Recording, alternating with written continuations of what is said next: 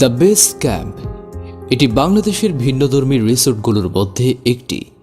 যারা অ্যাডভেঞ্চার ও ক্যাম্পিং পছন্দ করেন তাদের জন্য গন্তব্য হতে পারে এই রিসোর্ট। এটি রাজধানী ঢাকা থেকে মাত্র ৩৭ কিলোমিটার দূরে ২০১৩ সালে গাজীপুরের রাজেন্দ্রপুরে দেশের প্রথম outdoor activity camp the base camp Bangladesh গড়ে তোলা হয়েছে। এখানে প্রকৃতির সান্নিধ্য উপভোগ করার পাশাপাশি জয়েন করতে পারবেন বিভিন্ন অ্যাডভেঞ্চারমূলক কার্যক্রমে। যেমন রিসোর্ট বলতেই আরাম আয়েশে ছুটির দিন কাটানোর যে চিত্র আমাদের সামনে ফুটে ওঠে, এটি ঠিক তার থেকে সম্পূর্ণ ভিন্ন। এই রিসোর্টের প্যাকেজগুলো বেশ কয়েক ধরনের চ্যালেঞ্জ, গেম ও অ্যাক্টিভিটি দিয়ে সাজানো হয়েছে। বেস ক্যাম্পে বিশাল পার্কিং এরিয়া এবং বিস্তৃত সবুজ মাঠ রয়েছে। এই মাঠেই অভিজ্ঞ ইনস্ট্রাক্টরের নির্দেশনায় অন ট্রি ও অন গ্রাউন্ড চ্যালেঞ্জের মতো বিভিন্ন অ্যাডভেঞ্চারমূলক কর্মকাণ্ডের ব্যবস্থা করা হয়ে থাকে। বেস ক্যাম্পের অন গ্রাউন্ড অ্যাক্টিভিটির মধ্যে রয়েছে সাইক্লিং, মাঙ্কিং pass, tyre sandwich, zip line, rope ট্রেন্স, rope walk, boating, football, archery, cricket ও ব্যাডমিন্টন। আর রাতের বেলা তাঁবুতে থাকার পাশাপাশি এখানে ক্যাম্প ফায়ার এবং বারবিকিউ পার্টির আয়োজন করা যায়। আমাদের প্রবেশের পর ইনস্ট্রাক্টরগণ মাঠের এক প্রান্তে ৩ ধাপের কাঠের সিঁড়ির জায়গায় বসিয়ে রোমাঞ্চকর নানান খেলায় কী কী সতর্কতা নিতে হবে সে ব্যাপারে অবগত করেন এবং ইনস্ট্রাক্টরগণ সবাইকে জিজ্ঞেস করে নেন কারো উচ্চতা ভীতি, অ্যাজমা, হৃদরোগের ঝুঁকি আছে কিনা। সুস্থতার কথা বিবেচনায় রেখে ঠিক ততটুকু কার্যক্রমে অংশ নিতে বলেন তারা যতটুকুতে শারীরিক সমস্যা হওয়ার কথা না। এরপর সবাইকে নিয়ে 2টি টিম করা হয়। একটি টিমের নাম ফিনিক্স, আরেকটি টিমের নাম ইউনিকর্ন। এরপর শুরু হয়ে যায় অ্যাক্টিভিটি। এই অ্যাডভেঞ্চারের নাম হচ্ছে অন ট্রি অ্যাডভেঞ্চার। এটি মোটামুটি কঠিন ছিল, তাই অনেকেই অন ট্রি অ্যাডভেঞ্চারটি করেনি।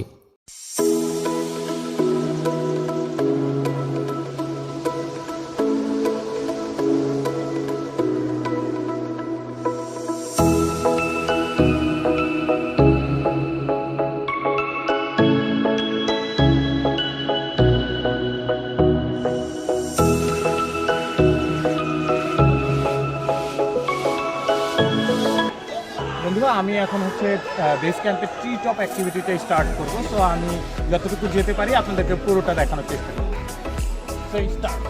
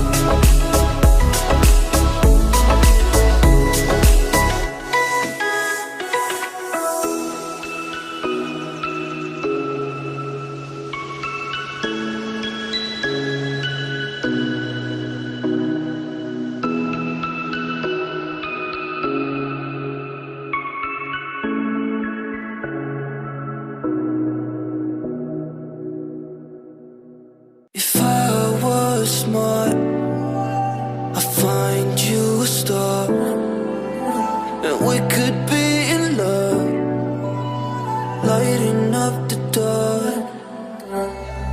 But there's nothing I can do, I can never get to you. So I'm looking for a miracle, like if somebody be so beautiful, yeah. It's only a dream, it's how I feel, that you deserve better than me.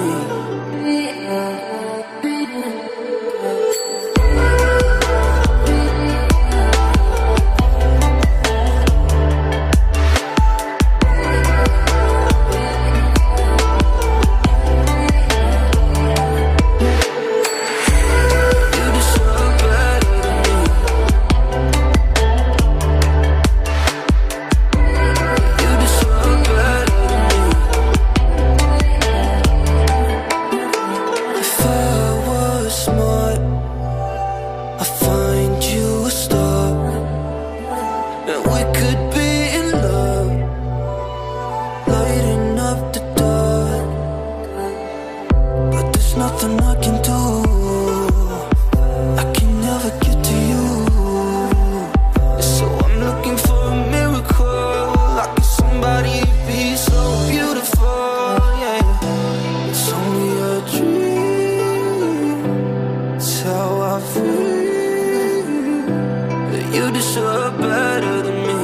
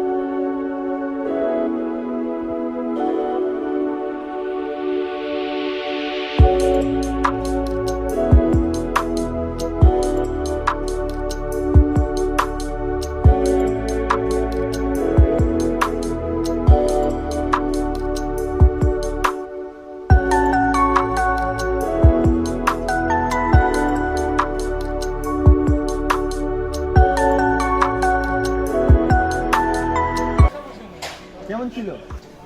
Just awesome, but কিছুটা ভয় লাগছে। এটা কত, এটা ভাইয়া এটা কত number? এটা কত? অ্যাকচুয়ালি ট্রি টপ অ্যাক্টিভিটি আমি কমপ্লিট করেছি, 8 নাম্বার ব্যাচ পর্যন্ত এসেছি। সো আমার এটা ফার্স্ট টাইম, যেহেতু আমি আর সামনে যেতে পারি না, আরও অনেকগুলো ইয়ে আছে। সো আমার কাছে খুবই অসাধারণ লেগেছে, একটু ভয় লেগেছে। Thank you.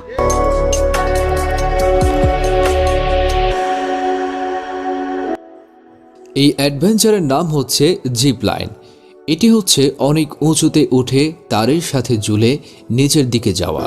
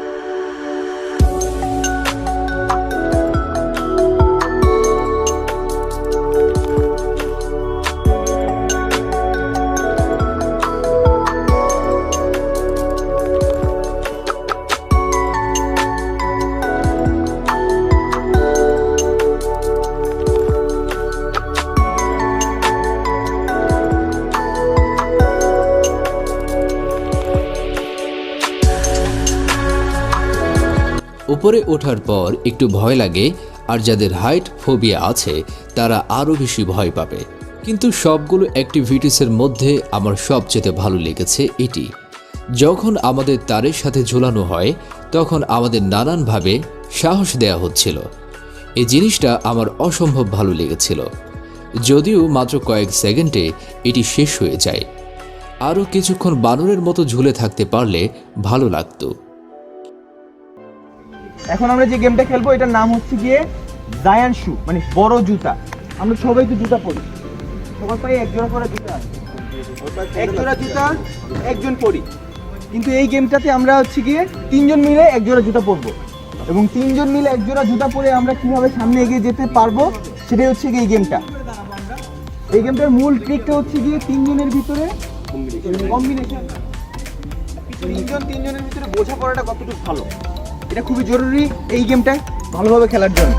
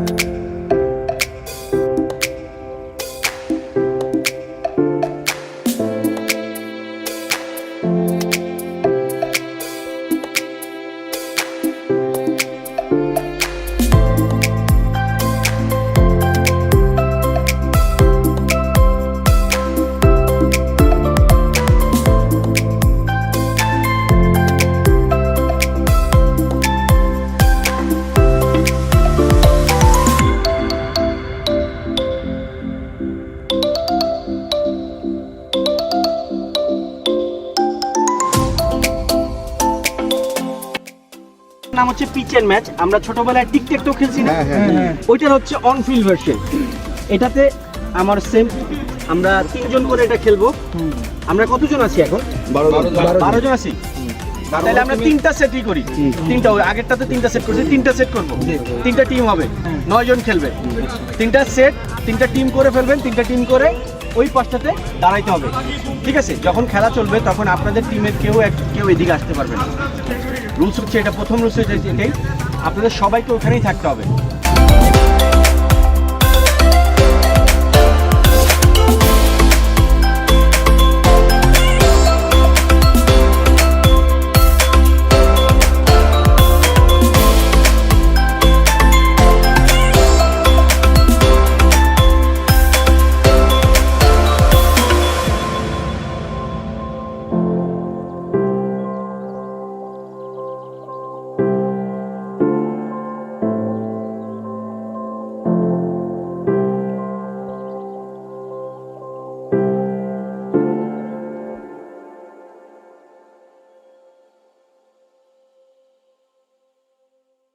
রুলসে প্রথম যে রুলস, সেই রুলসটা হচ্ছে এই পাইপটাতে যখন আপনি হাত দিবেন, আপনি এই পাইপটা থেকে হাত উঠাতে পারবেন।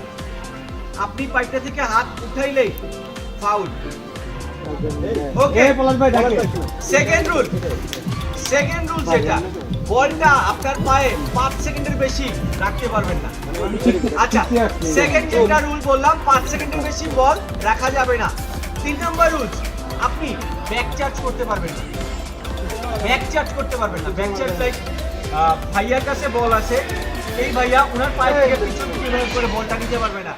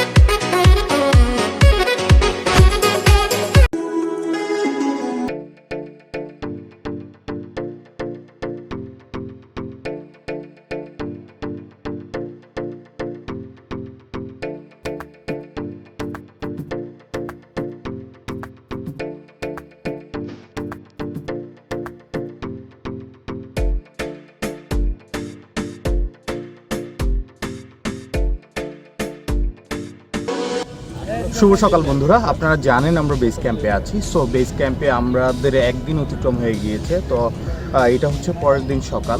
তো আমরা সকালে উঠেই যেটি করছি সেটা হচ্ছে ফরেস্ট ট্রেকিং। সো আমরা টোটালি 6.5 কিলোমিটার অতিক্রম করেছি। সো আমাদের এই অ্যাক্টিভিটিটা শেষের দিকে। তো এর পরের অ্যাক্টিভিটিটা দেখানোর জন্য আপনাদেরকে ওয়েট করছি। সো আমাদের সাথে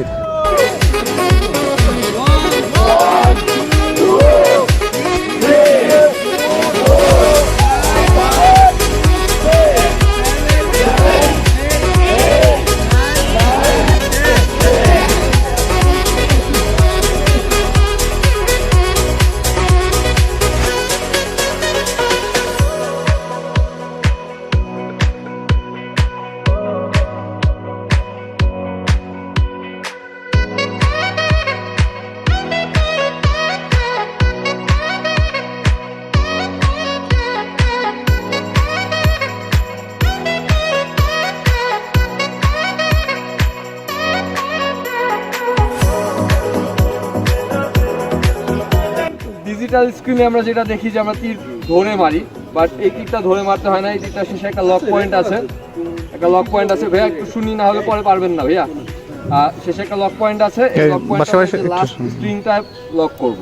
লক করলে এটা আর পড়বে না, যার কারণে আমাদের তীর ধরতে হয় না।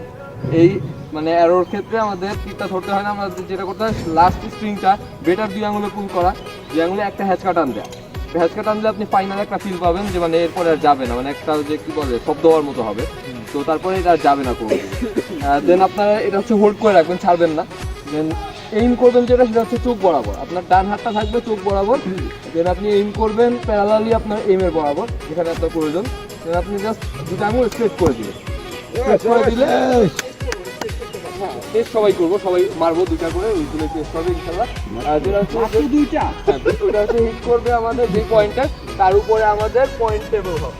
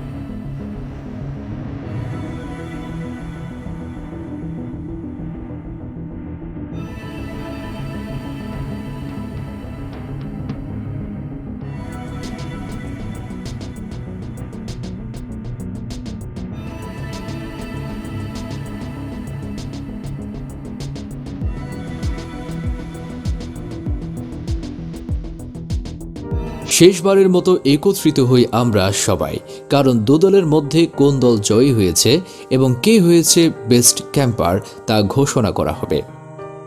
প্রথমে বেস্ট ক্যাম্পার হিসেবে আমার এক কলিগের নাম এবং জয়ী দল হিসেবে আমাদের দলের নাম ঘোষণা করা হলো। এরপর পুরস্কার বিতরণীয় অনুষ্ঠান শেষে বিদায় নেয়ার সময় চলে আসে। এই ট্রিপটি সত্যি এক ভিন্ন অনুভূতির জন্ম দেয়। দ্য বেস ক্যাম্প যাওয়া এবং যোগাযোগের বিস্তারিত ডেসক্রিপশন বক্সে দেওয়া আছে। চাইলে আপনিও ঘুরে আসতে পারেন আপনার বন্ধু বান্ধবকে নিয়ে, অথবা করতে পারেন অফিসের যে কোনো টিম বিল্ডিং অনুষ্ঠানের আয়োজন। বন্ধুরা, যারা বেস ক্যাম্পের পুরো ভিডিওটি দেখেছেন তাদেরকে অসংখ্য অসংখ্য ধন্যবাদ। তো আমি ভিডিওর একদম শেষ সময়ে চলে এসেছি। তো আমি এখনই একটু পরে আমরা লাঞ্চ করে বিদায় নিয়ে নিব। তো তার আগে আমি আপনাদেরকে একটি পুরো রিসোর্টের বেস ক্যাম্পের পুরো ইয়েগুলো একটু জানানোর চেষ্টা করছি। তো আমরা টোটাল 50 জনের মতো এসেছি। তো এখানে 4টা টিম করা হয়েছে। Phoenix set 1, Phoenix set 2, unicorn 1, unicorn 2। তো এইভাবে 4টা টিম করা হয়েছে। আমাদের টোটাল 9টা অ্যাক্টিভিটি হয়েছে, তার মধ্যে 7টা হচ্ছে কাউন্টেবল। সো এই 7টার মধ্যে হিসাব করে যেই টিমটি উইন করেছে সেটা হচ্ছে ইউনিকর্ন 1। সো আমরা ইউনিকর্ন 1-এর যে 12 জন আছেন সেই 12 জনের জন্য 12টা গিফট রেখেছি। তো লাকিলি ওই টিমটার মধ্যে আমিও ছিলাম, তাই আমিও একটি গিফট পেয়েছি। সো আমার আসলে এই বেস ক্যাম্পের অভিজ্ঞতা অনেক অনেক ভালো লেগেছে বিকজ অফ আমি একটু যদিও আমার বডি ফিটনেস ওই রকম হয়তো ভালো নাও হতে পারে, বাট আমার অ্যাডভেঞ্চারটা একটু ভালো লাগে। সেই ক্ষেত্রে আমি অ্যাক্টিভিটিগুলো করার চেষ্টা করেছি। হয়তো বা আমার টিমের অন্যান্য মেম্বাররাও ভালো খেলেছেন, আমি চেষ্টা করেছি, জানি না কতটুকু পেরেছি, বাট গিফটটা মনে হচ্ছে যে কিছুটা হলেও পেরেছি।